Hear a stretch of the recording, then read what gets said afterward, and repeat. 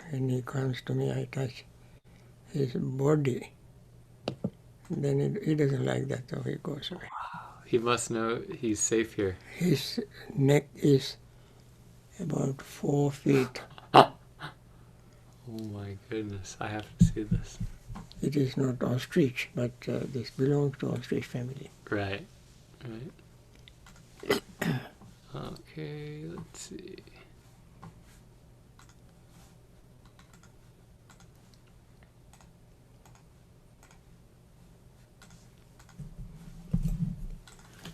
Okay, let us begin our metta.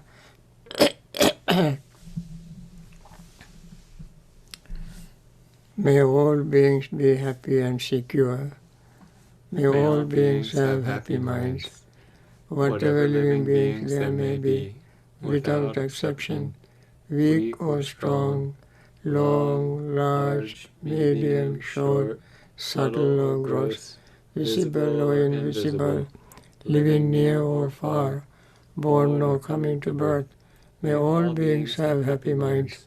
Let no one deceive another, nor despise anyone anywhere, neither from anger nor ill will should anyone wish harm to another.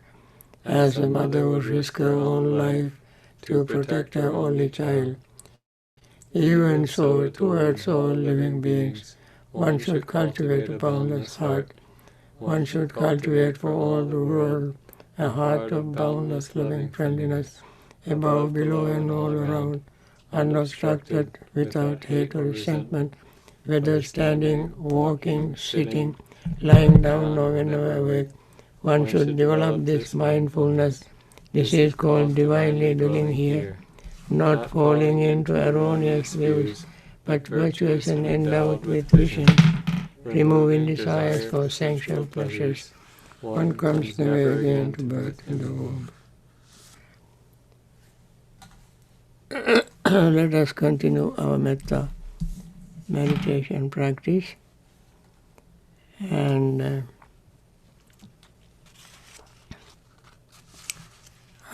mindfulness practice. We focus our mind as usual on our breathing to notice the breath flowing in and out, paying total attention to see what happens to us when we breathe. As we breathe in, breath touches our nostrils, reaches our lungs, expanding lungs, and then expanding lower abdominal area. As we breathe out, lower abdomen contracts, chest area contracts, the breath leaves our nostrils.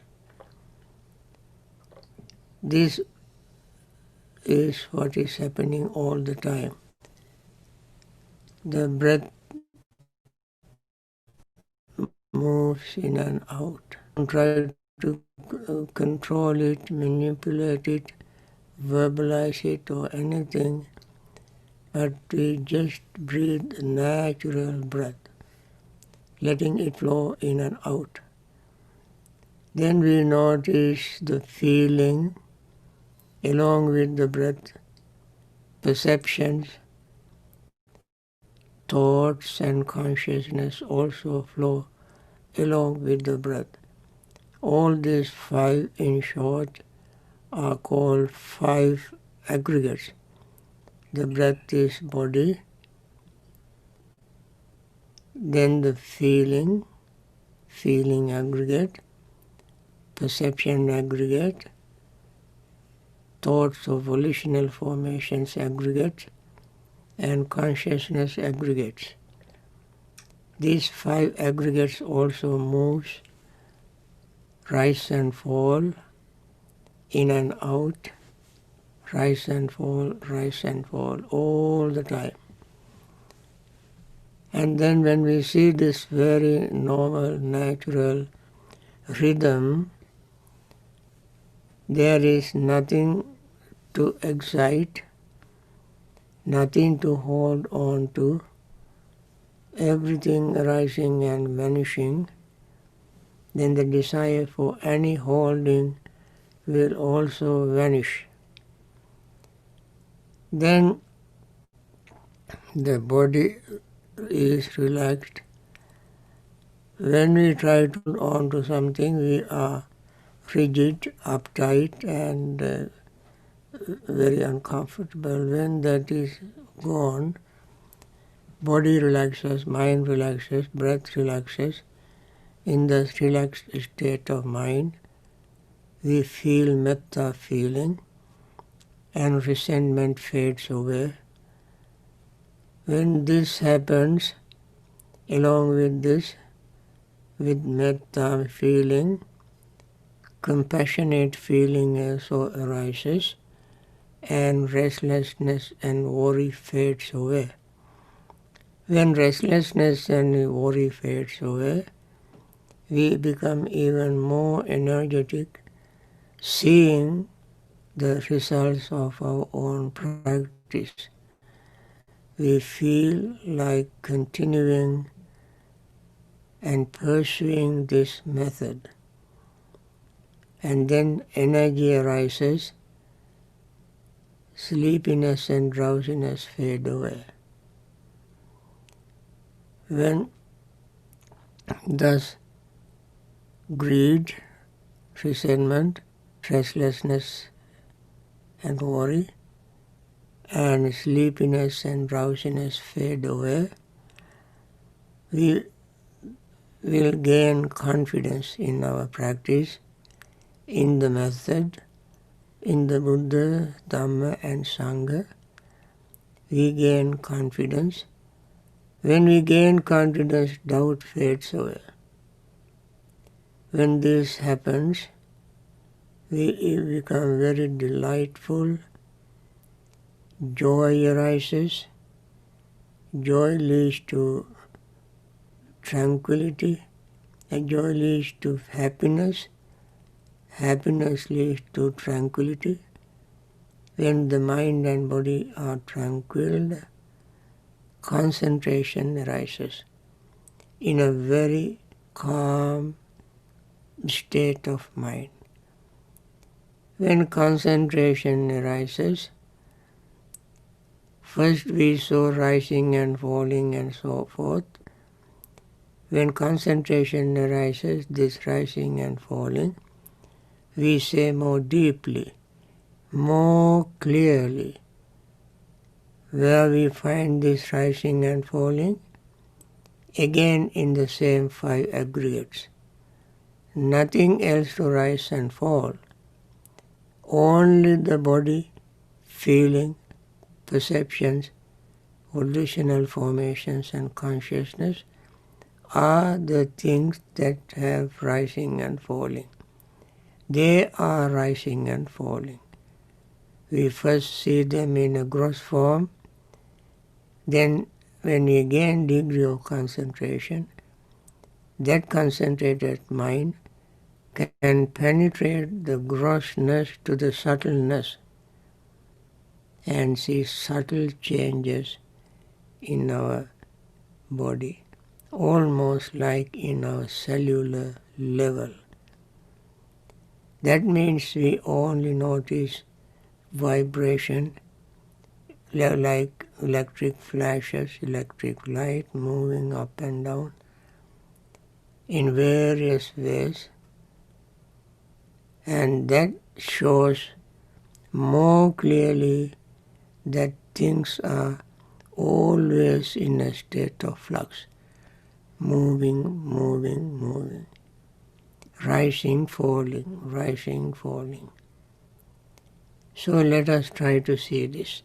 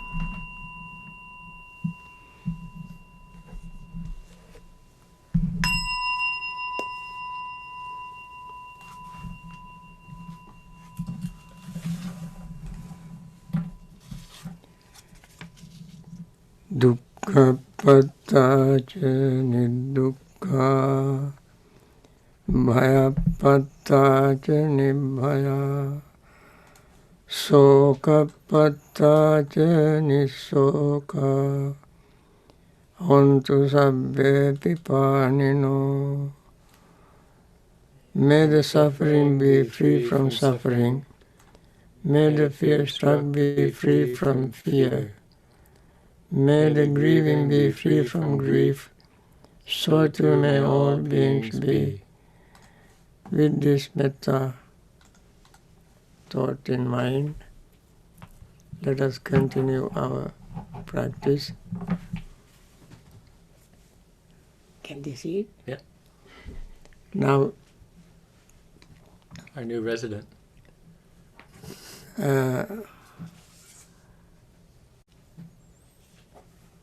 Today you see on the screen a new friend came to our property. We don't know from where, and he follows us.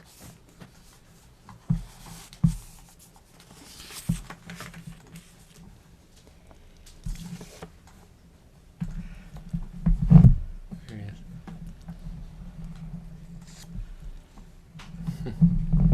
Is it Imu? Imo, Imu. we want to send this man the web link to listen to Dhamma. Sure. Okay, friends, today we want to continue our Dhamma talk. Sorry to interrupt it with Imu. Imo. We are on the ninth charnel ground contemplation. Last time we started with the number 1. That is when someone passes away after 1, 2, 3 days dead, bloated, livid, oozy matters, and meditating bhikkhu will imagine or visualize, because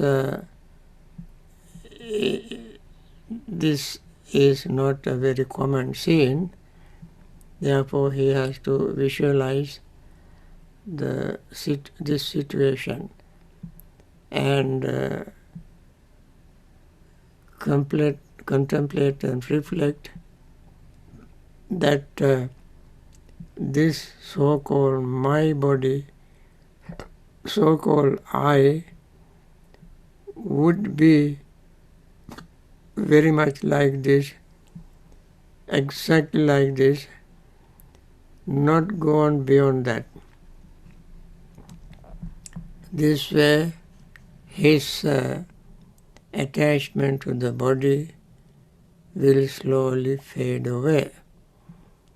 Friends, we meditate to get rid of our desire, our clinging to the 5 aggregates. When you see these pictures or imagine this kind of situation, it is very scary, and some people feel very frightened, and they even don't want to think of it because they are so emotional. So long as we are emotional, we will not see the truth. We got to be more practical, realistic, to understand the nature of our life, how fragile it is, how impermanent it is. What we are going to say today is the next step of this cemetery or 9 stages of body after death. Yeah, today is number 2. Buddha says again, as though he were to see a corpse thrown aside in a charnel ground, being devoured by crows, hawks, vultures, dogs, jackals, or various kind of worms. Now, if you are emotional, when we say the body is devoured, attacked by crows, you feel the pain. You imagine that the crow attacked you. You feel you cannot do this meditation. You have to be more practical and realistic, that this exactly what can happen to anybody after death, not only one person, even to myself. I am not exempt from this. When the crow pecked on this corpse, this cadaver, dead body, the dead body doesn't feel anything because it is dead, like a log. So, if we were to think of any preciousness of this body after death, you cannot practice this meditation. We have to understand the nature of this body when it's feeling, perceptions, thoughts, and consciousness left this body. Feeling, perception, thought, consciousness all make this body exist. When all these depart from this body, it is just 4 elements, as we discussed earlier. So, whether the body is devoured or they peck on the body and pull pieces of meat by all these animals, jackals. You might have seen this happening in pictures, in safaris, in various type of animals, eating other animals, pulling their flesh and eating. So after death, this happens to any being that has flesh in the body. So that means all we are attached to this body now. When our feeling, perception, thought and consciousness leave the body, this body we can burn, bury and let animal eat. Normally we don't do that these days, but if the body is left in a charnel ground, left open and unattended, no one is around, in a forest, in somewhere, this can happen. So, when it happens, we cannot claim, he's eating my body. He's dragging, pulling the flesh from my body. So, my is no longer there. So, this meditator, before death, before this sort of things happens, these sort of things are, I am not gone beyond this. This sort of thing can happen to this body. So before death, this meditator contemplate, pay attention, be mindful of what will happen to the body after death. So his ignorance, his emotions, his clinging, craving will slowly fade away, but he sees the very nature of this body, this existence. And for this, then, he will no longer be attached to it, no hate it, no confused about it. He just sees the body exactly as it is, something rising, falling, rising, falling, rising, falling, while he is alive, as well as when he is dead. While the bodily bacteria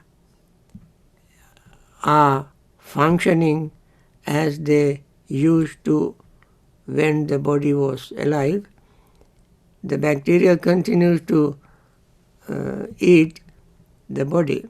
While we are alive, the bacteria, some bacteria eats us up. And when we die, they continue to eat this body. While this is happening, other living beings also pull pieces of meat from this body.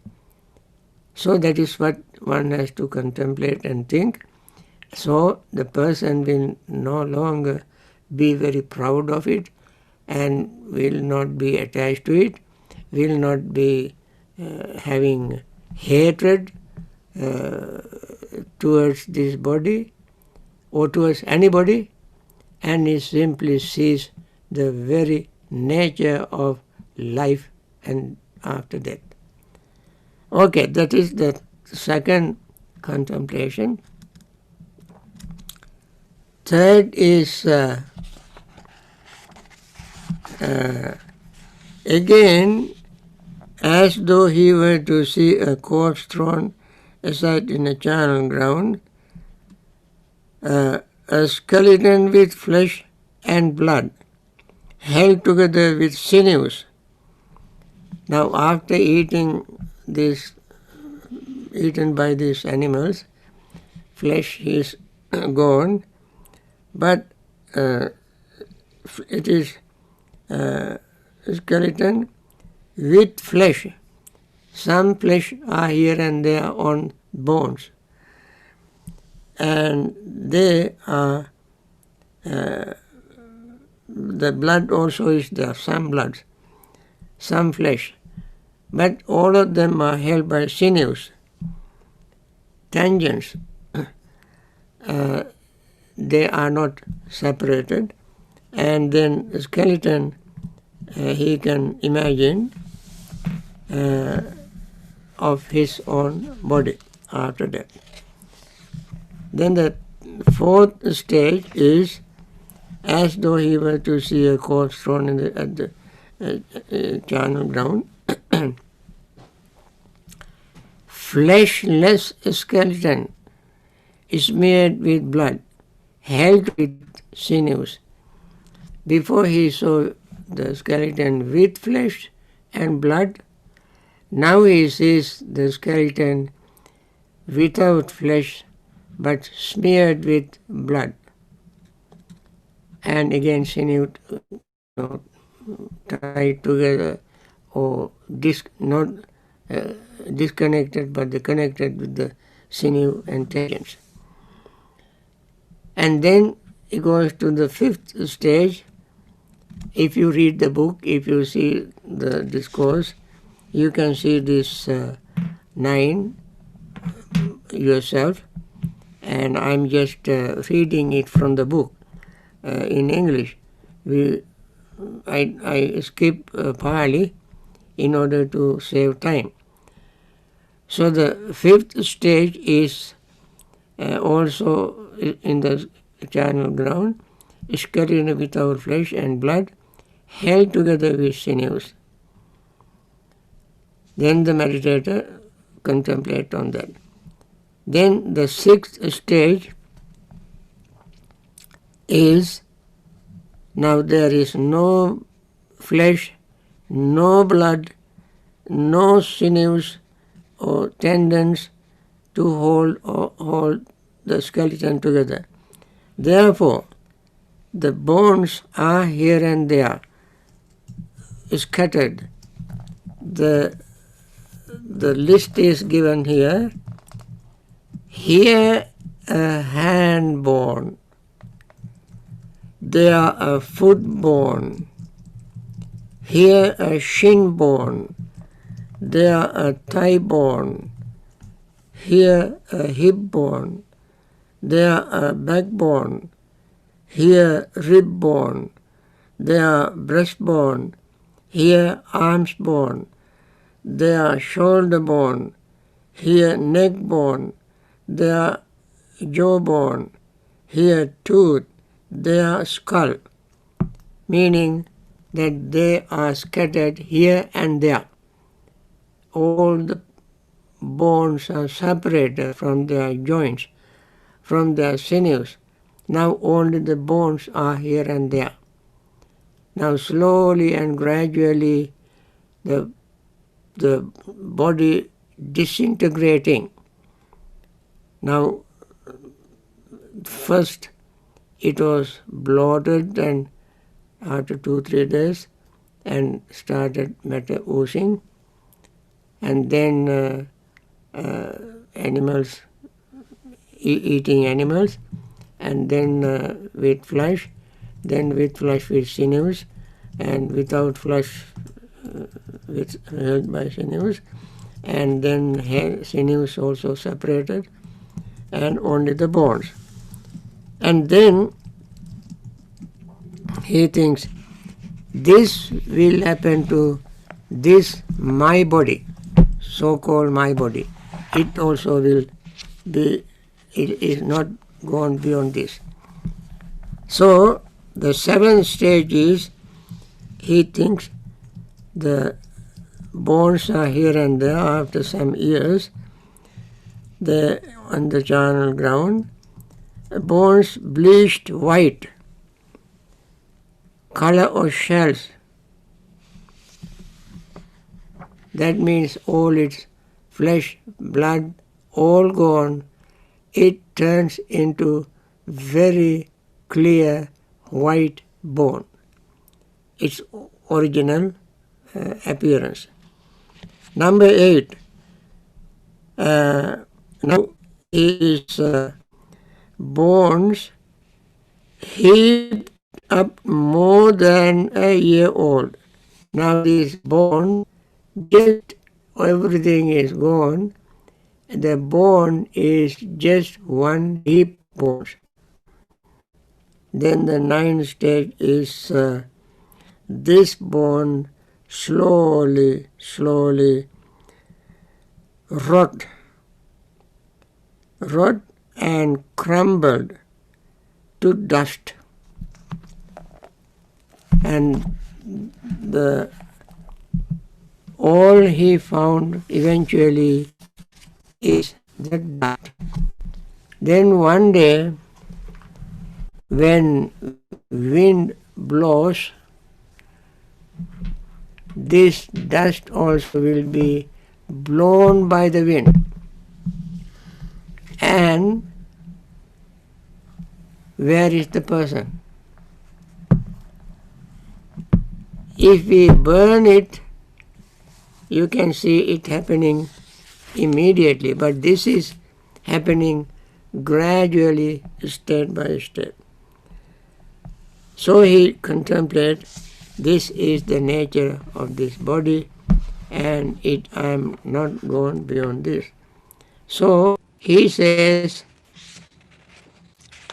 at the end of each section, he repeats this paragraph. What is that?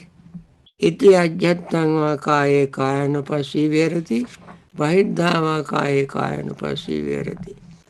That means, thus he sees the body in the body. Previously he saw the body in the body in a different way. That is as the breath, then as a posture, then mind posture, then 32 parts and 4 elements. Now at the 6th stage he saw all these have gone. No more posture, no more minor posture, no more breathing, no more contemplation of the 32 parts. 32 parts also are gone. And then 4 elements. But only 4 elements remain until the body reduces to dust. Until the body reduces to dust. When the body reduces to dust, its water element would completely be gone. No more even water element. So until then, all these all remain in that person is 4 elements. Now, the meditating bhikkhu, meditating person, practicing mindfulness, in his mind, he first imagine the body. Then he imagine the stages of its aging, growing, falling sick, dying, and then what will happen after death. So, through stages, this will happen. Now, the meditator all the way sees impermanence, rising, falling, rising, falling, rising, falling, rising, falling, until it turns into dust, because even when there is a little bit of flesh, sinews and so forth, rising, falling is taking place because there are bacteria uh, eating and bacteria producing and disappearing and so forth. He will see all these things. Then he compared his body. This is what will happen to this so-called my body. My perception, my thought, my consciousness will, all these will happen to the same body, feeling and so forth that I claim to be myself. And in this way, when he contemplate iti ajatangva kaya kayana pasivati, so he contemplate his body like this, and he also contemplates other bodies, whatever body, the body one likes, body one hates, body one neither hate nor love, whatever body is in the world, any type of body is like this, no body is gone beyond this. They all, this happened to all of them, including myself, including this body. This happened to all body. Iti ajatanga kaya, kaya, vaidhava kaya kaya. One's own body and the body of others. There is no partiality. He does not think that it happens to other bodies, not to this body. He puts all the bodies into one melting pot. he puts all the body into one and see the universal nature of all bodies. And he contemplates nobody is gone beyond this nature, this truth. What the meditator all alone we were talking about, what the meditator is supposed to do is to see the truth as it is. If you are emotional, if you are pessimistic, if you are biased, you cannot understand this nature, this truth. The truth does not have a bias. Truth does not have prejudice. Truth does not have emotion. Truth is just as it is. We are talking about seeing things as they really are. This is how things as they really are in this body. Ajnata Bahidhava Kaya, he contemplate in oneself and think of others and compare both Ajnata Bahidhava. And then Samudaya Dhammanupassiva Kasmi Verati. He understands the arising nature of this body, passing away of this body. Body is rising as long as we feed that with four kind of food. That's called Ahara Samudaya, Rupa Samudaya. This form existed as long as it was fed by four types of food: material food, contact, thought, and consciousness.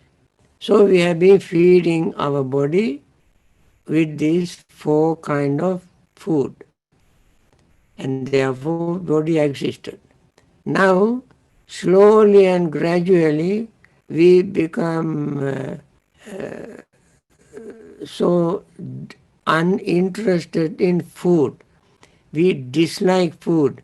There is no no appetite, no